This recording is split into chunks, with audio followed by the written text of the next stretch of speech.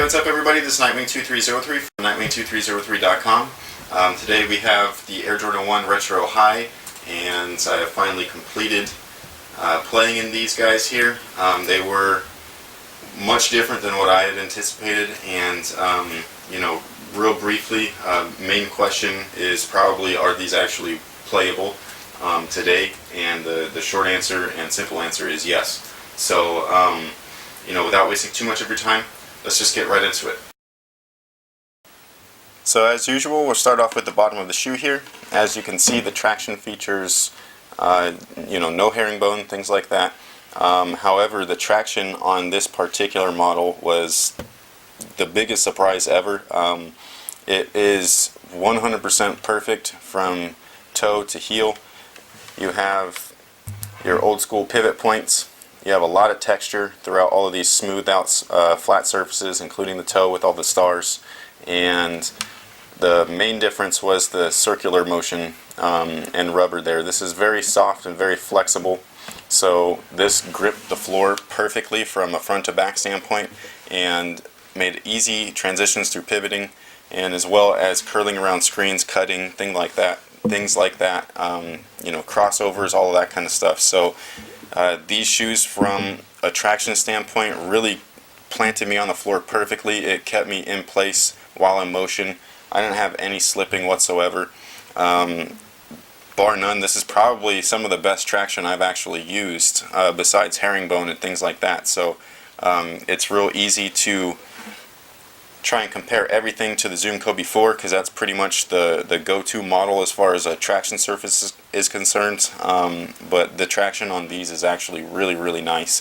So traction, in my opinion, it was just pretty much perfect, and it'll work well both indoor and outdoor, no matter the court condition, which was the greatest part, because I was on some really dusty indoor courts and these things still held up perfectly well.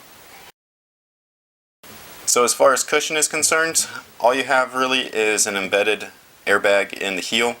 There's really nothing else in the forefoot, and you really couldn't feel the heel cushion whatsoever, to be perfectly honest with you.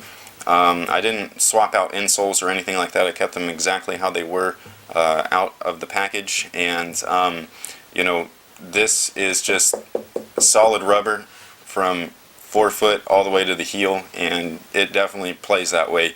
So one thing with the cushion is that is an easy fix. So all you have to do, if you wanted to play in a pair of Air Jordan 1s, is just buy an insole. You have all types of insoles. This particular one is sole soft. You can pick these up. I think I got this at like a Sports Authority, but you can get them at Foot Locker's, Finish Lines, I think at Champ Sports. So pretty much anywhere where they have insoles, you can get anything to your specifications. So whether you need heel cushion, forefoot cushion, both, all of that stuff, it's in there, and all you got to do is just measure, cut, and stick it in your shoe. So other than that, cushion was pretty bad, but again, it was not something that hindered its overall performance. The main thing is that it does take a toll on your body. So my feet, my knees, and mostly my knees, those really felt all of that kind of impact that I was taking throughout the course of wearing these, because I'd be on the court for about 4 or 5 hours at a time, and by the next day you can definitely feel a difference from something like this compared to something newer with a little bit more modern technology, mostly the Phylon and the foams that are in the midsoles. So this wouldn't have been so bad if it was foam, but since it's rubber, it definitely did take a toll on my body. As far as materials and fit is concerned, basically you just have a full leather upper, so it's pretty simple, and then you have your rubber on the bottom here. So the leather was, it was decent. It's not the best leather that you can possibly buy, but it is durable, because it's got that. If you watch my Air Jordan 4 Retro, the white and cement video, I kind of explained a little bit how leathers worked and things like that, or the leathers that are used. So this is that type of leather. It's just like a split grain. So, and then it has a coating on top, which is pretty much what saves the shoe. So there's a few scuffs here and there. I don't know if you can wipe them off. I don't really care, but overall the shape, it retained its shape for the most part. The more that you wore them on court, due to the lack of ventilation, the shape I noticed it would loosen up every so often. So I'd have to constantly readjust my laces after every 1 or 2 games. The fit itself, I thought it was actually really nice. The heel is sculpted in the back as far as the padding goes, so there's not much of it right down here in the base, but right at the top it's very thick, and it really cups your ankle, your Achilles, and your heel, keeps it in place. This section of the material is very similar to what Converse used to do with their Y-bar. So basically when you lace up these last 2 eyelets, it's supposed to really hug and pull your heel into the back of the shoe for some lockdown. Because it's all sewn on, it doesn't really do that exactly, but you can kind of see the concept of it, just to draw your heel in there. Luckily it is a high top. It is very well sculpted with the padding, so it does actually do that. I just wouldn't credit the material itself or the design to do that. So the midfoot, it was a perfect fit, perfectly conformed to my foot. The toe box was a little bit spacious once they were laced up all the way. So luckily there are these little notches here, something that you would see in even some newer shoes like the Flyweight 1 and 2 and things like that. So when you flexed, it really kept everything perfectly nice. So you didn't notice that dead space as much as you could have if it was a very stiff kind of toe box, something like the LeBron line. So when you have materials that are a little bit too spacious and they're really stiff, you can really feel your foot move around on the forefoot, which it didn't really affect me whatsoever. So ventilation is pretty self-explanatory. The only real area where there are perforations would be the toe, and it did an okay job. It wasn't anything special. And then there's a nylon tongue which offers some breathability but not much. Everything else is just fully encased, so by the end of the night your feet are very wet.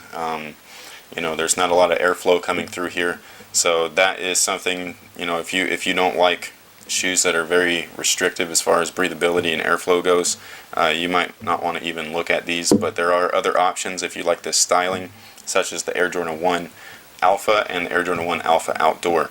So which you can get the Alpha from Nike ID. They're not in stores anymore, but Nike ID has them available, or you can get them on eBay as well. So ventilation, like I said, self-explanatory. Really only 2 areas that have somewhat of an airflow, and it didn't do really that well, but it wasn't horrible by any means.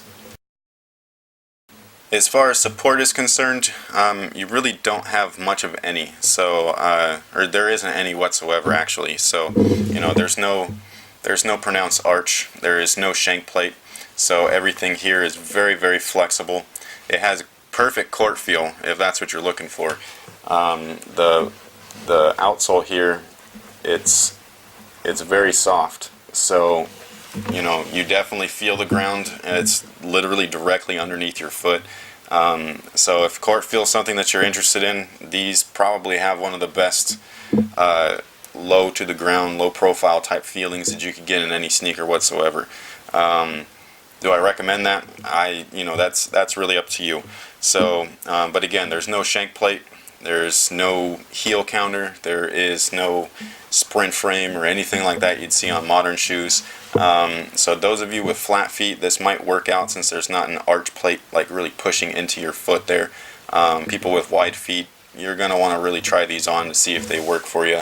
The materials do stretch and things like that, especially with the low airflow, because with all that heat and moisture buildup, it's softening up the leather quite a bit. Those of us with narrow feet like myself, like I said earlier, you're going to have to keep tightening up the laces and things like that. As far as the support category, is there something that you could do to fix that? Yes, there is. You could just get a simple insole, just like you can with the cushion. This particular one does have heel cushion in there, but it's also an arch support insole. So there's all kinds of insoles available from all types of brands. This one is by Spenco Polysorb. So this is basically like a polyurethane bottom here, and then it's got foam injected in the heel and the forefoot for some additional cushioning. But all of these little things that are on the shoe, aside from them being really old, are fixable. So, or I'm not going to say that this particular shoe is old, but the styling and the technology that's in them is pretty old. So you could pretty much go to Kmart and grab a pair of Shox. I don't know if they sell Shox at Kmart, but if they do, those, believe it or not, are probably a little bit more technologically advanced than something like this. But again, these are definitely playable, and I was very surprised. So, you know, it is what it is, but it's not too bad. Most thing is that they cost about $100 now, $120, something like that. And for what you're actually getting, unless you're strictly using it for casual usage, you're not really paying performance price, because you could get a pair of, you know, really great Adidas for about $100, $110 and get perfect, you know, modern technology for performance. Alright guys, so that takes care of it for the Air Jordan 1 Retro High. Again, these were just, you know, very surprising in certain areas, mostly the traction. There are certain things that you might want to look out for, such as the cushion. But again, you can fix that very easily with an insole swap. Same thing with the support section. There's really no arch support whatsoever. These are very flat. But again, there are insoles for that as well. And if you wanted to play in something like this, have this type of styling, this old school 1980s, 1985 kind of look to it, which I personally love, there's other options. You can always go with the Air Jordan 1 Alpha. This is the outdoor version. You know, so this one, you could get these still on eBay for, you know, a moderately decent price depending on your size. There's a more rugged material on certain sections, mostly the toe cap and the heel. This particular pair does come with an ankle strap, and then there is increased ventilation throughout on the toe box and side panels. The main upgrades that they made besides the material changes were with the cushion. So you have a Phylon midsole with a full length bottom loaded zoom, and then the traction, in my opinion, wasn't really something that needed to be upgraded after playing in the ones, but you can see here that the Air Jordan 1 Alpha definitely is an upgrade in all areas. So there's herringbone, it's in a circular motion, so you're kind of getting grip no matter which direction you're moving in. If you don't like the outdoor version, say you play indoors, you could always go with the Air Jordan 1 Alpha, just the basic regular version. Again, those aren't available in stores either, but you can get them for a decent price on eBay, or you can go to NikeID.com and you can create your pair. They still have that available as an option to ID over there. So, and that's a great way, because then you can make it any colorway that you want.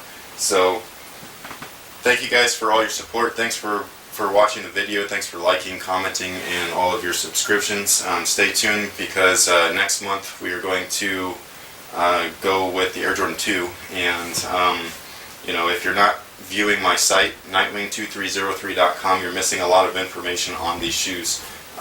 Everybody's asking me, like, when is it starting, things like that. It had already started by the time you had asked that question, and you would have known that had you have you know, frequently visited my site, which is nightwing2303.com. So thank you guys again. That pretty much takes care of everything. So until next time, guys, have a good one.